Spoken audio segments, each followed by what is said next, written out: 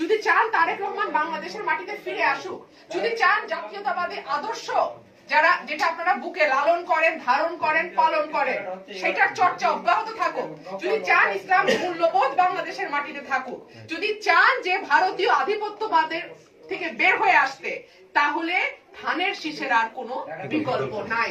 এইবারের ভোট আমি জান দেব, কিন্তু আমার ভোট আমি আর কাউকে দিতে দেব না। আর আমি যদি মনোনয়ন পাই, আমি এটা বলতে পারি, আগে আমার লাশ পড়বে, তারপরে আমার কর্মীর গায়ে হাত দেবে। আমার শরীরে এক ফোঁটা রক্ত থাকতে আমার কর্মীর গায়ে হাত দিতে দেব না। আগে আমাকে দাও, তারপরে আমার কর্মী। তো আশা করবো আপনারা আমার সঙ্গে থাকবেন। মনোনয়ন দেওয়ার মালিক আল্লাহ। আল্লাহ যদি আমার ভাগ্যে ইজ্জত লিখে থাকে, সেটা আমি পাবো। আপনারা আমাকে মনোনীত করবেন, দল আমাকে মনোনীত করবে, আপনারা আমাকে ভোট দিবেন, এটা আমি বিশ্বাস করি।